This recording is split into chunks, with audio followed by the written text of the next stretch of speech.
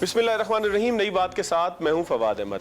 नाज़रीन, कराची के मसाइल के लिए ज़रूरी है कि यहाँ के स्टेक होल्डर से बात की जाए, उन लोगों से बात की जाए कि जो कराची के मसाइल को न सिर्फ समझते हैं बल्कि उसके हल के लिए दर्द भी रखते हैं, उसके हल के लिए तजावीज़ भी देते हैं। उन तमाम तजावीज़ को मुरतब करने का जो सिलसिला है उसी के अंदर मौजूद है हम आज आफाक अहमद साहब के पास, जो महाजिर कौमी मूवमेंट के कायद हैं। उनसे बात करते हैं, उनसे पूछते हैं कि कराची का मसला आखिर हल कैसे होगा। आफाक साहब, बहुत शुक्रिया आपके वक्त का। आफाक साहब, कराची का मसला अब कोई ऐसा नहीं है कि जो ढका छुपा हो। जाहिर है कि कचरा घरों के बाहर है, पानी घरों के अंदर है, पीने को पानी नहीं है, नलके में पानी नहीं आता, नहाने को पानी नहीं है। कोई भी ऐसा मामला जो सिविक इशूज़ से मुताल्लिक हो, वो जाहिर है कि कराची के शहरियों को अब हर फ़र्द को पता है। लेकिन आप क्या समझते हैं कि कराची को यहाँ तक लाने में कौन से ऐसे सियासी फैक्टर्स थे और कौन से ऐसे समाजी फैक्टर्स थे कि आज कराची के शहरी, हर शहरी के घर के बाहर कचरा है और हर शहरी के नलके में पानी नहीं है? देखिए, आमतौर से तो एक तासुर ये हमेशा से दिया जाता रहा कि जो कराची में लोग मुंतखब हुए उन्होंने डिलीवर नहीं किया। किसी हद तक ये दुरुस्त भी है कि जितने भी इख्तियारात उनके पास थे, अगर वो उनको भी खुलूस के साथ इस्तेमाल करते और आवाम के मसाइल हल करना चाहते तो जितने ज़्यादा मसाइल का सामना इस वक्त आवाम को है उसमें कुछ कमी आ सकती थी। बिल्कुल ठीक। लेकिन वो मसाइल हल करने की कुल्ली कुदरत नहीं रखते थे। उसकी वजह ये कि एक तो शहर जो है वो किसी एक कंट्रोल करने वाली एजेंसी के पास नहीं है। ठीक। यहाँ मुख्तलिफ इदारे काम करते हैं जिनके पास मुख्तलिफ एरियाज़, मखसूस एरियाज़ के कंट्रोल हैं। बिल्कुल ठीक। पूरे शहर का कंट्रोल किसी एक इदारे के पास नहीं है या किसी एक एजेंसी के पास नहीं है।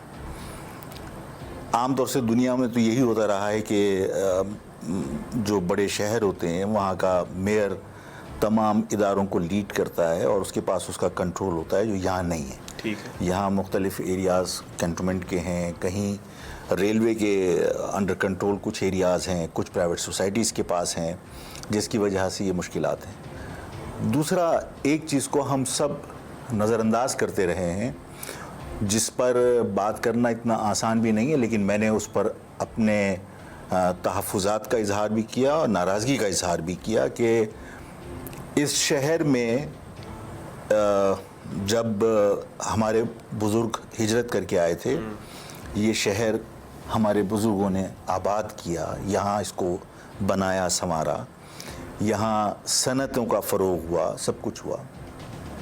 उसके बाद पूरे पाकिस्तान से रोज़गार के लिए लोग यहाँ आते रहे। जब महाजिरों में ये एहसास पैदा हुआ कि ज़बान की बुनियाद पर हमारे साथ मुलाजमतों में, कारोबार में, तालीमी इदारों में कोटा सिस्टम के ज़रिए ज़्यादतियाँ हो रही हैं, तो उन्होंने अपने साथ होने वाली ज़्यादतियों को उजागर करने के लिए और एहतजाज रिकॉर्ड कराने के लिए, अपने इत्तेहाद का मुज़ाहरा करने के लिए एक ऑर्गेनाइजेशन बनाई। पहले स्टूडेंट ऑर्गेनाइजेशन APMSO के नाम पर और फिर उसके बाद महाजिर कौमी मूवमेंट। बिल्कुल ठीक। उसमें ज़ाहिर है कि हम एक दूसरी कौमियतों की तरह अपने साथ होने वाली ज़्यादतियों पर हमें दुख था। हम चाहते थे कि भाई हम अपना एहतजाज रिकॉर्ड कराएं। हमारे उस एहतजाज रिकॉर्ड कराने को गलत समझा गया और उसको गलत रंग दिया गया। बिल्कुल ठीक। और गलत रंग देने के बाद इस शहर में महाजिरों को अक़लियत में तब्दील करने के लिए एक मुनज़्ज़म मनसूबाबंदी के तहत सरकारी इदारों की सरपरस्ती में यहाँ लाकर बेहंगम कच्ची आबादियाँ बसाई गईं। लोगों को इनकरेज किया गया बाहर से लाकर आप लोगों को आबाद करके, ताकि महाजिरों को अक़लियत में तब्दील किया जाए। अभी गुज़िश्ता जो बारिशों में सूरत हाल थी, जिस तरह आपने कहा कि घरों में पानी है, घरों के बाहर कूड़ा है, पानी पीने के लिए मैसर नहीं है, नहाने के लिए पानी मैसर नहीं है। ज़ाहिर है कि जब आप किसी गैर कानूनी आबादी को, जो कानूनी तौर पर आबाद लोग हैं, उनके हिस्से का पानी फराहम कर देंगे तो ज़ाहिर है पानी की कमी तो पैदा होगी। बिल्कुल ठीक। आप आबादी के हिसाब से NFC अवार्ड के ज़रिए आप पैसे तकसीम कर रहे हैं और कराची की आबादी आप जानबूझ के कम दिखा रहे हैं ताकि ये तासुर दिया जाए कि यहाँ पर महाजिर जो है वो अक़लियत में। बिल्कुल ठीक। आपको जब जायज़ आपका हिस्सा वसाइल में नहीं मिलेगा तो आप यहाँ मसाइल कैसे हल करेंगे? आबादी का तनासुब बिगाड़ने के लिए जब आप बेहंगम कच्ची आबादियाँ बसा देंगे तो उसके बाद NDMA को बुला के आप कहें कि साहब नाले साफ़ कर दीजिए, तो नालों के ऊपर तो कच्ची आबादियाँ पहले ख़ुद बसाई गई थी। बिल्कुल ठीक। आज भी वो नालों की सफाई इस वजह से मुमकिन नहीं है کہ اب یہ طے کیا گیا کہ پہلے ان کچی آبادیوں کو کسی جگہ پر متبادل فراہم کیا جائے گا، اس کے بعد ان کو یہاں سے ہٹایا جائے گا۔ اس کا مقصد یہ کہ آئندہ 20 25 30 سال تک یہ مسائل اسی طرح کراچی میں برقرار رہیں گے۔ تو جب تک اس شہر میں آپ لسانی بنیاد پر کسی کو تفریق کا نشانہ بنانا بند نہیں کریں گے اور تمام لوگوں کو پاکستانی شہری تصور کر کے تسلیم کر کے ان کے مسائل کو حل کرنے کے لیے آپ سنجیدہ کوشش نہیں کریں گے، اس وقت تک یہ مسائل حل نہیں ہوں گے۔ اور ان مسائل کو حل کرنے کے لیے ضروری ہے کہ پہلے اپنی غلطیوں کا اعتراف کر کے ان کا ازالہ کرنے کی کوشش کی جائے۔ اور سب سے بڑی غلطی میری نگاہ میں یہی ہے کہ مہاجروں کو اقلیت میں تبدیل کرنے کے لیے آپ نے اس شہر کا نقشہ تبدیل کر دیا۔ بالکل اس شہر میں بے ہنگم کچی آبادیاں آپ نے بسائیں، ان کو انکریج کیا۔ آج بھی اگر آپ سمجھتے ہیں کہ یہ غلطی تھی تو قانون پاس کر دیجئے کہ جن لوگوں کے پاس کے ڈی اے کی الاٹمنٹ نہیں ہے، زمین کے نقشے سندھ بلڈنگ کنٹرول اتھارٹی سے، جس طرح میں اپنے گھر کا چاہے 120 گز کا گھر ہو بنانے کے لیے سندھ بلڈنگ کنٹرول اتھارٹی سے نقشہ پاس کراتا ہوں، اگر وہ نقشہ نہ ہو تو نہ پانی کا کنیکشن دینے کی واٹر بورڈ کو اجازت ہونی چاہیے، نہ کہ الیکٹرک کو بجلی کا میٹر لگانے کی اجازت ہونی چاہیے، نہ سوئی صدرن کو گیس فراہم کرنے کی۔ جب ہم بنیادی سہولتیں غیر قانونی آبادی کو خود فراہم کر رہے ہوتے ہیں تو ان کی حوصلہ افزائی کر رہے ہوتے ہیں، اور اس میں تمام ادارے ملوث ہیں۔ تو پہلے اس غلطی کا اعتراف کیا جانا چاہیے کہ ہاں ہم نے مہاجروں کو اقلیت میں تبدیل کرنے کے لیے باہر سے بے ہنگم آبادیاں، باہر سے لوگوں کو لا کے بسائی ہیں یہ آبادیاں، اور اس میں بنیادی سہولتیں جب آپ فراہم کریں گے، یہ شہر آپ نے بسایا 1 کروڑ لوگوں کے لیے اور 3 کروڑ لوگوں کو آپ یہاں لا کے بسا دیں گے، تو ظاہر ہے جو وسائل ہیں وہ تقسیم ہو رہے ہیں۔ وہ 1 کروڑ لوگوں کے وسائل میں 3 کروڑ لوگ یہاں کس طرح بہتر زندگی گزار سکتے ہیں؟ سب لوگ سفر کر رہے ہیں۔ اچھا آفاق صاحب، آپ کیا سمجھتے ہیں کہ پیپلز پارٹی کی حکومت ہو یا تحریک انصاف کی حکومت ہو، صوبے اور وفاق کے بالترتیب اگر ہم بات کریں تو یہ کس حد تک ذمہ دار ہیں اس وقت کراچی کے مسائل کو نظر انداز کرنے میں؟ دیکھیے، پیپلز پارٹی ہو یا تحریک انصاف، دونوں نے کراچی کے ساتھ زیادتی کی ہے۔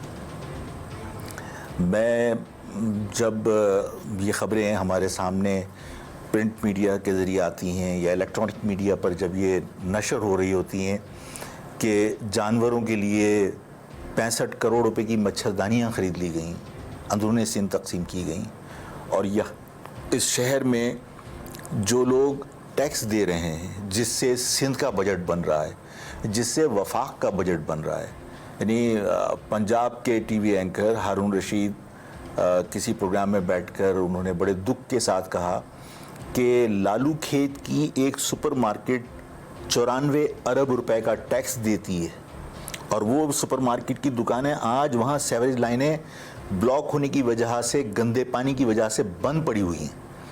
94 ارب روپے ٹیکس دیتی ہے، اور یہ 94 ارب روپے اتنا بڑا اماؤنٹ ہے کہ پورا لاہور شہر 94 ارب روپے ٹیکس دیتا۔ بالکل ٹھیک۔ تو اس شہر کی یہ چھوٹی چھوٹی سی مارکیٹیں جو ٹیکس دیتی ہیں، اتنا ٹیکس لاہور جیسا بڑا شہر جو پاکستان کا دوسرا بڑا شہر ہے وہ نہیں دے رہا۔ آپ اس کے ساتھ سلوک کیا کر رہے ہیں؟ یعنی وفاق کو ہم کو تقریباً 72% پورے بجٹ کا پیسہ کراچی سے ہم جنریٹ کر کے دیتے ہیں، یہ سپریم کورٹ نے بھی اس کو کنسیڈ کیا۔ صوبائی بجٹ جو بنتا ہے اس کا ہم لگ بھگ 92%، 93% ہم کراچی سے ادا کرتے ہیں۔ یہ ٹیکس جاتا کہاں ہے؟ سندھ گورنمنٹ نے اس شہر پہ پیسے نہیں لگائے، وفاق اس شہر پہ پیسے لگانے کو تیار نہیں ہے۔ ہمیں تو اس بات پر حیرانگی ہوئی اور دکھ ہوا ہم کو کہ کراچی کی تباہی کے بعد اس کراچی کے لیے کوئی خصوصی پیکیج کا اناؤنس کیا جاتا، یہاں کے لوگوں کے اوپر جو ٹیکسز کا بوجھ ہے اس کو کم کرنے کے لیے آفت زدہ شہر قرار دے کے ٹیکس آپ ان کے تھوڑے دن کے لیے ریلیف دے دیتے۔ آپ نے کوئی ریلیف نہیں دیا، اور سونے پہ سہاگا یہ جس کو ہم کہتے ہیں کہ ہمارے نمکوں پہ زخموں پہ نمک چھڑکنا، کہ یہ شہر سسک رہا ہے۔ اس شہر میں آپ کوئی بہتر اقدام کرتے، کوئی پیکیج کا اناؤنس کرتے، اس شہر کی تباہی کا اقرار کر کے، اس شہر کی تباہی کا مثال دے کے۔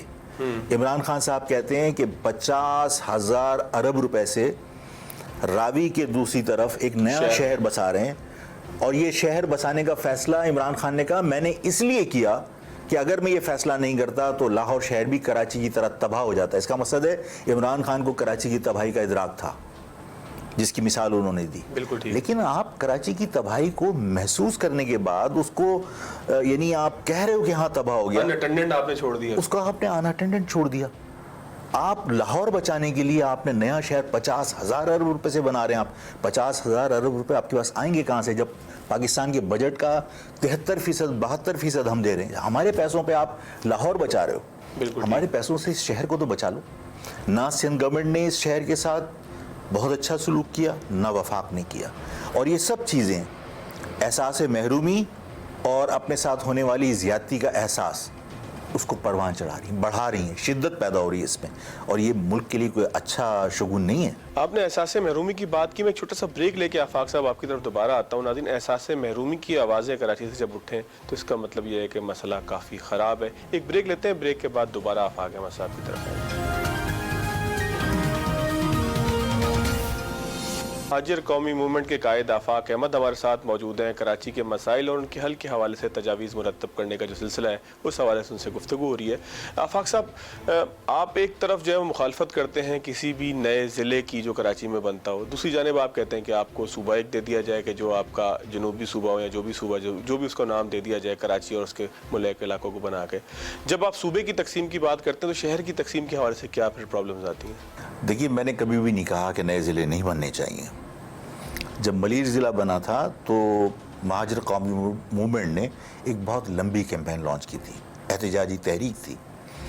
لاکھوں لوگوں کے ہم نے دستخط کرائے تھے کہ یہ غلط ہو رہا ہے. ہم نے ہائی کورٹ میں بھی اپیل کی تھی کہ یہ ضلع کیونکہ لسانی بنیاد پر بنایا جا رہا ہے, یہ کل اس کے خطرناک نتائج نکلیں گے, اور اس کو ہم نے روکنے کی بہت کوشش کی, نہیں روک سکے.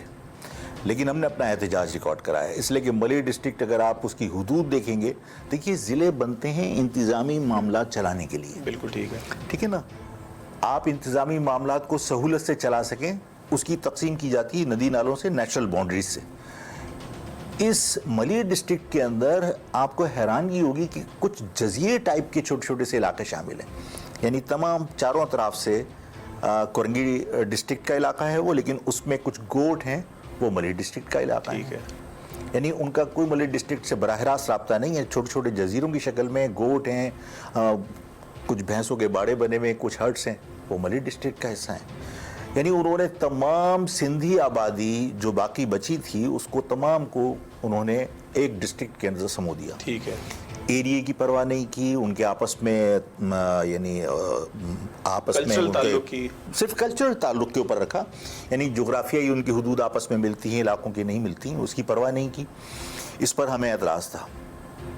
جب ابھی نئے ڈسٹرکٹ کی بات کی انہوں نے, کھماڑی ڈسٹرکٹ کی یا منورہ ڈسٹرکٹ کی, ہم نے کہا کہ ہمیں ڈسٹرکٹ بنانے پر اعتراض نہیں ہے. ٹھیک. لیکن اگر یہ ڈسٹرکٹ بنایا جا رہا ہے تو یہ ڈسٹرکٹ بنانے کے بعد ایک تو اس بات کا خیال رکھا جائے کہ اس کو لسانی بنیادوں پر نہ بنایا جائے, وہ پختون ڈومینیٹڈ ایریا ہے. ٹھیک. اس بات کا خیال رکھا جائے کہ وہاں پر جو ڈسٹرکٹ بننے کے بعد ویکنسیز کریٹ ہوں گی, جاب اپرچونٹی نکلے گی, اس کا فائدہ وہاں کے پختونوں کو ہونا چاہیے. اس لیے کہ ہماری ڈسٹرکٹ جو ہے وہ پختون ڈومینیٹڈ ایریا ہے. اب تک ہوتا یہ رہا ہے کہ کراچی کے اندر تمام ڈسٹرکٹ میں بھئی 1 گریڈ سے لے کر 14 گریڈ تک آپ کو لوکلی اپوائنٹ کرنا ہے, لیکن آپ تمام کے تمام لوگ باہر سے اپوائنٹ کرتے ہیں. مجھے وہ سرکولر میرے پاس موجود ہے جس میں ایک جج نے, سیشن جج نے ایک ریکویسٹ کی اپنے ایڈمنسٹریٹو چیف سے. Chief justice Sindh high court جو ہے وہ ایڈمنسٹریٹو چیف ہوتے ہیں. ان سے ریکویسٹ کی کہ مجھے اس کراچی کے اندر قابل اسٹینو نہیں مل رہا, مجھے اجازت دی جائے کہ میں انٹائر سندھ میں اپلیکیشن لوگوں سے کلیکٹ کروں یا مانگوں کہ بھئی میں کہیں سندھ سے بھرتی کر لوں. ایک جج نے ریکویسٹ کی تھی, تمام ججز کو الاؤ کیا انہوں نے کہ جی آپ کو اگر یہاں کوئی کمپیٹنٹ کلرک نہیں ملتا, کوئی چپراسی نہیں ملتا, کوئی پیون نہیں ملتا, آپ جو ہے وہ پورے سندھ سے بھرتی کر لیجئے. تو وہ 1 گریڈ سے 14 گریڈ تک کی جو ریسٹرکشنز تھیں وہ تو ختم ہو گئی. بالکل ٹھیک ہے. اب حال یہ ہے کہ آپ کسی یعنی اس شہر میں ٹوٹل پورے سندھ کے اندر لگ بھگ 700 ججز ہیں, 522 ججز جو ہے وہ صرف کراچی میں, 700 میں سے یہاں ان 522 ججز کا اور کیا نقصان ہے اس سے ہم بعد میں بحث کر سکتے ہیں، لیکن 522 ججز اگر یہاں اپوائنٹ ہیں تو ان کا عملہ بھی تو ہوگا، اور 1 گریڈ سے 14 گریڈ تک کا 522 ججز کا عملہ اگر لوکلی اپوائنٹ کر لیا جائے تو ہزاروں ویکینسیز صرف یہاں کے مقامی لوگوں کو مل سکتی ہیں، ایک ویکینسی نہیں ہے۔ میں ڈسٹرکٹ بنانے کے خلاف نہیں ہوں، آپ بنائیے، ایک تو وہ ایتھنک بیسس پہ نہیں بننا چاہیے، دوسری بات یہ کہ اگر آپ بنا رہے ہیں تو وہاں جو جاب اپرچونٹی نکلے وہاں کے مقامی لوگوں کو وہ اپرچونٹی اویل کرنے دو، آپ لا کے دادو لاڑکانہ سے اپوائنٹ نہیں کرو۔ آپ نے دوسری بات مجھ سے یہ کہی کہ آپ صوبہ بنانے کے خلاف ہیں، کراچی صوبہ۔ میں کراچی صوبے کی مخالفت میں نے ضرور کی، لیکن میں جنوبی سندھ صوبے کے حق میں ہوں اور وہ میری پارٹی کا منشور کا حصہ ہے۔ وہ بھی تو آفاق صاحب ایتھنک بیس کے اوپر ہے نا؟ نہیں، یہ اصل میں یہ ایڈمنسٹریٹو یونٹ ہم نے نہیں بنایا تھا، ٹھیک، یہ جو ڈویژن ہے یہ میں نے کریٹ نہیں کی، یہ ذوالفقار علی بھٹو صاحب نے کی۔ جب وفاق سے آپ کو کوٹا صوبے کو ملتا ہے تو یہ واحد صوبہ ہے جہاں پر اربن اور رورل کی تقسیم ہے۔ بالکل ٹھیک ہے۔ پنجاب کے اندر جو وفاق کا کوٹا ملتا ہے وہ پورے پنجاب کے لیے ہوتا ہے، اور وہاں کہیں پر رورل اربن کی وہ نہیں ہے ڈسکرمنیشن، یہاں پر ہے۔ یہاں پر اربن ایریاز کو 40% کوٹا رکھا گیا اور رورل ایریاز کا 60% رکھا گیا۔ اس کا مقصد یہ ہے کہ اربن ایریاز کے لوگ الگ ہیں اور رورل ایریاز کے لوگ الگ ہیں۔ یہ تقسیم میں نے تو نہیں کھڑی کی تھی، یہ تقسیم تو ذوالفقار علی بھٹو نے کی تھی، پیپلز پارٹی اس کی کریٹر ہے۔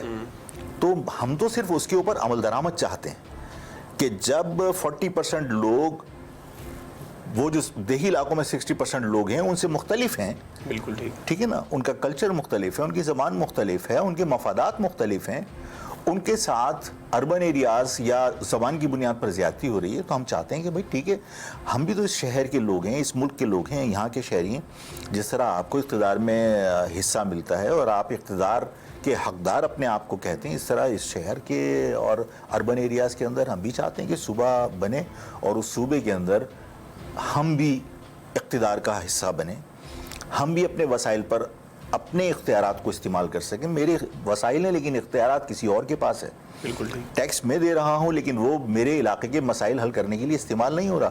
دنیا بھر میں ٹیکسز وصول کیے جاتے ہیں وہاں کے لوگوں کو فیسیلیٹیٹ کرنے کے لیے، بنیادی سہولتیں فراہم کرنے کے لیے۔ اس شہر سے پورے پاکستان کو پالا جا رہا ہے، لیکن اس شہر کو خیرات پہ پالا جا رہا ہے۔ اس شہر میں سرکاری ایمبولینسز آپ کو کہیں نہیں ملیں گی، آپ خیراتی ایمبولینسز کے اندر مریضوں کو لے کے جانے پر مجبور ہیں، چاہے وہ چھیپا کی ہو چاہے وہ ایدھی کی ہو۔ چھیپا والے کھانا کھلا رہے ہوں گے، سیلانی والے کھانا کھلا رہے ہوں گے۔ انڈس ہاسپٹل جو ہے وہ خیراتی ہاسپٹل ہے، وہاں پہ لوگ علاج کرا رہے ہوں گے۔ اس ملک کے اندر ٹیکس ہم دے رہے ہیں، ہم خیرات پہ پل رہے ہیں۔ تھوڑا سا میں آپ کے پیکیج کی طرف بھی آتا ہوں، لیکن آفاق صاحب آپ کیا سمجھتے ہیں کہ جو ایک نظام تھا جس کے تحت فاروق ستار منتخب ہوئے، پھر ایک بلدیاتی نظام تھا جس کے تحت جو ہے وہ مصطفیٰ کمال اور نعمت اللہ خان منتخب ہوئے، اور پھر ایک وہ تھا جو وسیم اختر صاحب نے ابھی چھوڑا ہے، ان تینوں کو اگر کمپیئر آپ کریں تو بلدیاتی نظام آپ کیا سمجھتے ہیں کہ کراچی کے لیے کون سا زیادہ بہتر ہے؟ دیکھیے، ہر ایک نے اپنے اپنے مفادات کی جنگ لڑی ہے، اور نعمت اللہ خان صاحب جب تھے تو اس وقت جنرل مشرف یہاں پہ برسر اقتدار تھے، اور نعمت اللہ خان صاحب اس میں کوئی شک و شبہ نہیں ہے کہ چاہے وہ کسی بھی سیاسی جماعت سے، مذہبی جماعت سے تعلق رکھتے ہوں، لیکن وہ ذاتی طور پر غیر متنازع اور قابل احترام شخصیت تھے اس شہر کی، اس ملک کی، کیونکہ ان کا ایک اپنا رکھ رکھاؤ اور قد کاٹ اور ان کی یعنی ایمانداری، وہ مطلب کوئی اس سے انکار نہیں کر سکتا تھا۔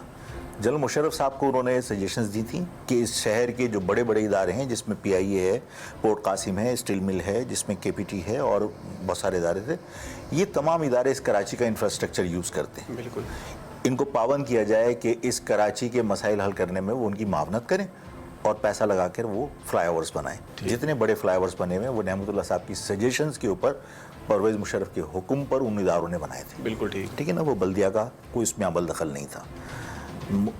مشرف صاحب نے نعمت اللہ صاحب کی اس سجیشن کو مطلب سپورٹ کیا اور اس پر عمل ہوا۔ نعمت اللہ خان صاحب کے زمانے میں جو ڈیولپمنٹ ہوئی، مشرف صاحب تھے، مشرف صاحب نے ان کو سپورٹ کی۔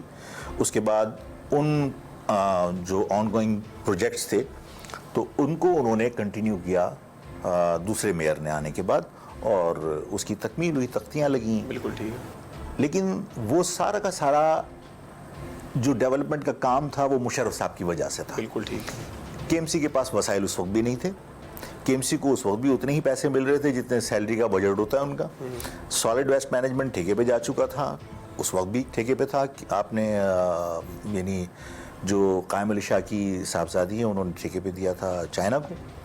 اسی طرح بہت سارے ادارے جو پہلے کے ایم سی کے ماتحت ہوا کرتے تھے وہ کے ایم سی سے بہت پہلے جا چکے تھے, جس میں واٹر اینڈ سیوریج بورڈ کی سربراہی کسی اور کے پاس جا چکی تھی, جس میں کراچی بلڈنگ کنٹرول اتھارٹی کو سندھ بلڈنگ کنٹرول اتھارٹی بنا کر آپ نے کے ایم سی سے الگ کر دیا تھا. تو جس طرح میں نے پہلے بھی آپ سے گزارش کی تھی کہ اس شہر میں جو کام کرنے والے ادارے ہیں, جو آرگنائزیشنز ہیں, وہ سب کے سب اگر میئر کے ماتحت ہوں تو انہیں کنٹرول کرنا اور شہر کے لیے کام کرنا آسان ہوگا, ڈیلیور کرنا آسان ہوگا. اب ظاہر ہے سندھ بلڈنگ کنٹرول اتھارٹی بننے کے بعد اختیارات کراچی کے لوگوں کے پاس سے منتقل ہو گئے اندرون سندھ کے لوگوں کے پاس. اب وہاں پہ کلرک بھی باہر سے آ کے اپوائنٹ ہوتا ہے, اس کو کراچی کے معاملات اور کراچی کے مسائل سے کوئی دلچسپی نہیں ہے. وہ جو بازار وہاں گرم ہوا ہوا ہے سب کو معلوم ہے. تو یہ ساری صورتحال ہے. جو میئر کا وقت تھا وہ مشرف صاحب کے زمانے میں جو 2 میئر گزرے ان دونوں نے مشرف صاحب کی سپورٹ کو انجوائے کیا. بالکل ٹھیک ہے.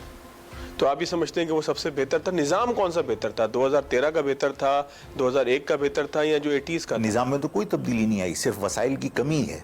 نظام تو 2001 میں اختیارات تھوڑے سے زیادہ تھے, ادارے ماتحت تھے. 2013 میں تو بالکل ہی کچھ نہیں, بالکل ختم ہو گئے تھے. بالکل.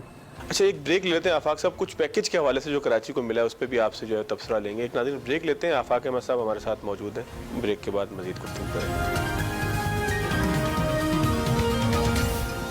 آفاق صاحب, 1100 ارب کا جو ایک پیکج آیا, اس میں سندھ کا حصہ ہو, وفاق کا حصہ ہو, جو بھی ہو, بہرحال لگنا وہ کراچی کے اوپر ہی ہے. آپ کیا سمجھتے ہیں کہ کراچی کو اس طرح کے پیکجز کی ضرورت ہے, یا کراچی کو اس کا حق ملنا چاہیے جو مستقل بنیادوں پر ہو؟ دیکھیے, حق مانگتے ہوئے تو ہمیں 70 سال ہو گئے.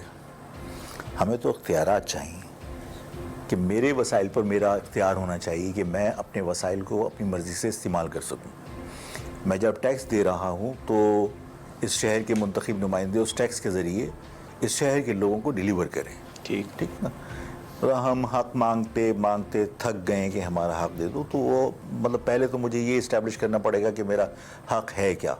میں صرف یہ چاہتا ہوں کہ اس شہر کے لوگوں کو اختیارات ملنے چاہیے, ان کے اپنے وسائل پر ان کا اختیار ہو. ٹھیک.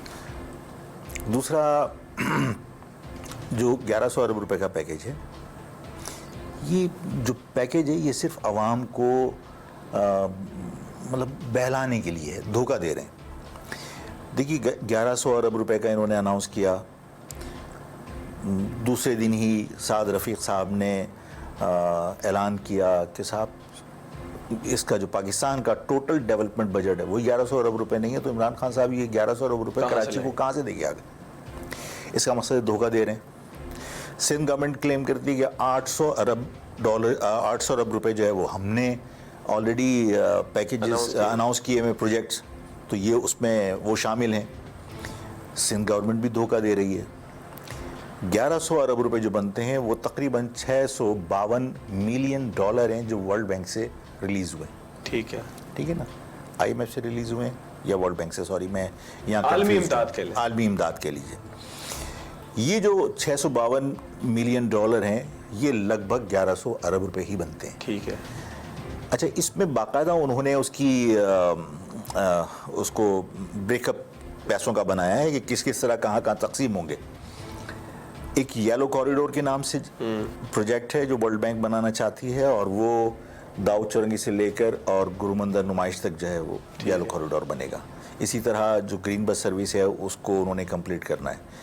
پھر انہوں نے واٹر اینڈ سیوریج بورڈ کے معاملات کو بہتر کرنا ہے, نکاسی اور فراہمی آپ کو جو ہے وہ جہاں ان کی لائنیں کولیپس کر گئی ہیں ان کو انہوں نے بہتر کرنا ہے. اس کے لیے کو تقریباً اس میں سے جو ہے وہ $200 ملین تقریباً اس پہ خرچ ہوں گے.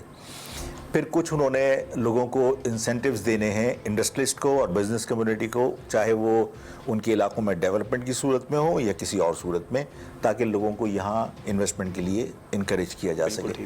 تو یہ سارے کے سارے پیسے باہر سے آنے ہیں.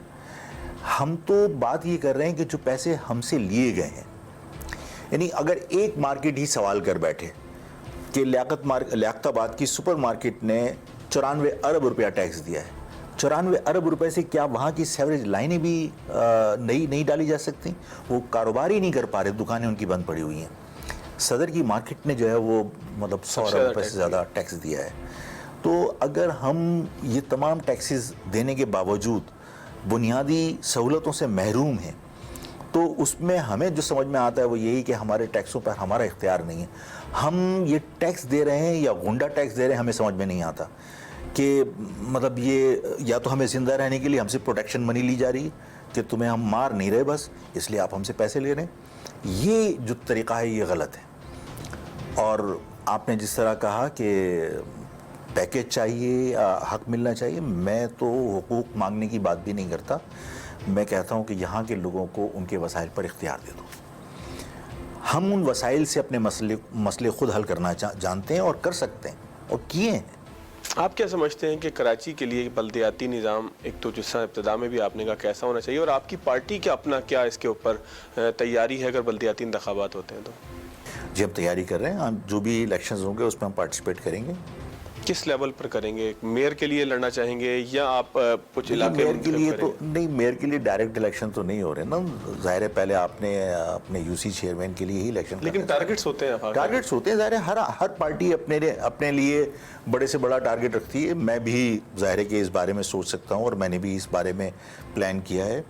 तो ये हर पार्टी का हक़ है, लेकिन इलेक्शन के नताइज की बात देखते हैं। अच्छा, केएमसी का जो आखिरी दौर गुजरा वसीम अख्तर साहब का, उसके हवाले से खुद जो एमक्यूएम पाकिस्तान है वो भी बहुत सारे सवालात उठाती है, जो उसके दूसरा धड़ा जो अलग हुआ है, पीएसपी उसके हवाले से सवालात उठाती है, जमात इस्लामी यानी कि कराची की जो मकामी पार्टियाँ हैं, फिर चाहे वो तहरीक इंसाफ के फैसल वाडा साहब, मुख्तलिफ जो सेक्टर्स हैं आप ये कह लें कि पॉलिटिकल, वहाँ से वसीम अख्तर साहब की कारकर्दगी के हवाले से सवालात उठते हैं, और दूसरी जानिब वो कहते हैं कि मेरे पास इख्तियारात नहीं थे। तो आप क्या समझते हैं कि उसका क्या सही तज्जिया हो पाएगा?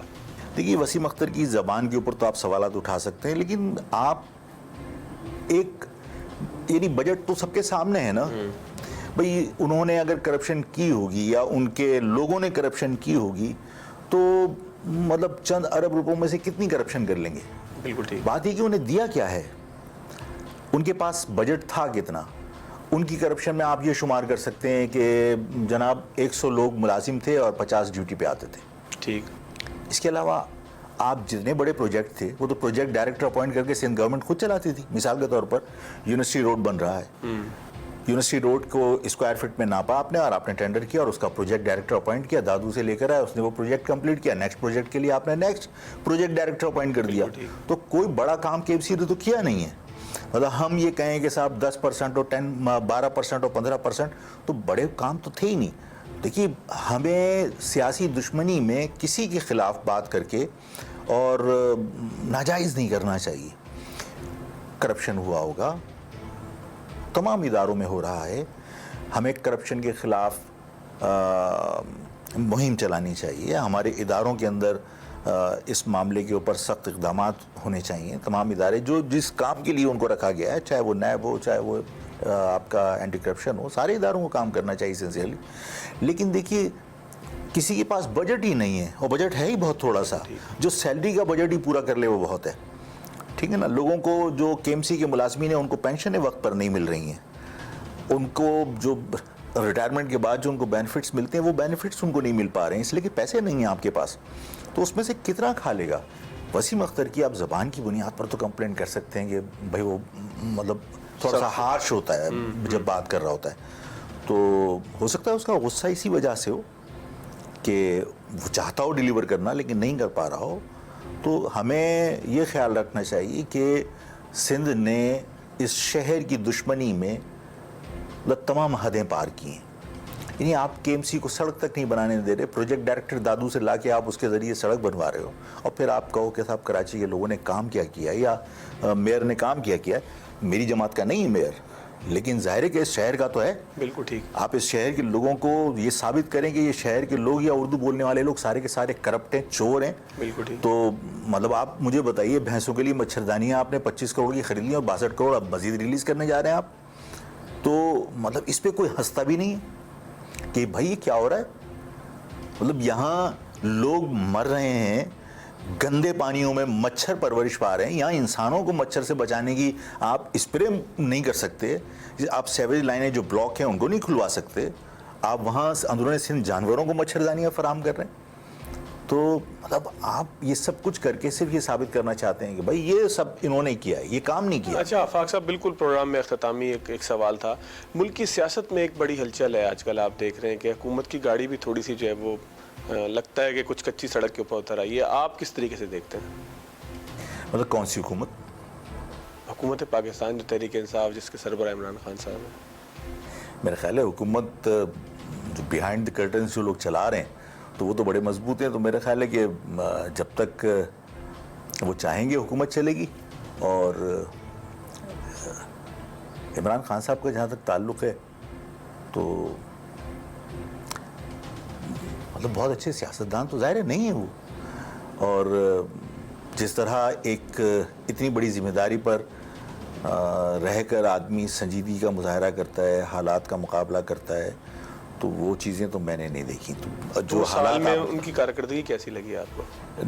دیکھیے اب کارکردگی کی اگر آپ بات کریں گے تو دیکھیے کارکردگی میں سب سے زیادہ پالیسیز چلیں کیسی لگی؟ اگر آپ بین الاقوامی سطح پر دیکھیں گے تو ہم آئسولیشن میں چلے گئے. ٹھیک ہے نا, جو ہمارے دوست تھے آپ ان سے دور ہوتے چلے جا رہے ہیں, آپ تنہائی کا شکار ہیں. تو یہ آپ کی ظاہر غلط پالیسیوں کا نتیجہ ہے. ٹھیک ہے نا, جب آپ اپنے آپ کو انڈیپینڈنٹ شو نہیں کر پاتے, پروو نہیں کر پاتے, اور کہیں یہ تاثر جاتا ہے کہ آپ ڈیپینڈنٹ ہیں کسی پر, تو لوگ جن پر آپ ڈیپینڈنٹ ہیں ان سے بات کریں گے, آپ سے کیوں کریں گے؟ بالکل ٹھیک. تو آپ آئسولیشن میں جا رہے ہیں.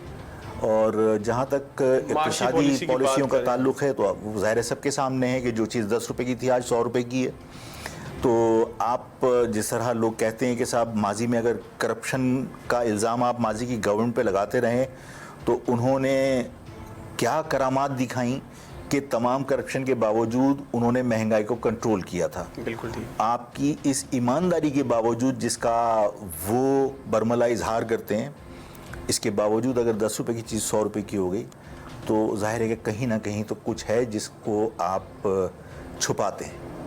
چلیں, بہت شکریہ آفاق احمد صاحب ہمارے ساتھ موجود تھے. ناظرین, جو حقیقی بات جو آفاق صاحب نے آخر میں کی وہ یہی تھی کہ لوگوں کے جو معیار زندگی ہے اس کو بہتر ہونا چاہیے. حکومتیں تو چلتی رہتی ہیں, خاص طور پر جنہوں نے کہا کہ اگر چیز پہلے حکومت میں کوئی سستی ملتی تھی اور اب وہ اب مہنگی ملے تو اس کا مطلب یہ ہے کہ عام آدمی کا مسئلہ اب بھی اسی جگہ موجود ہے. آج کے پروگرام سے اتنا ہی, اگلے پروگرام تک لے آتی جی. اللہ حافظ.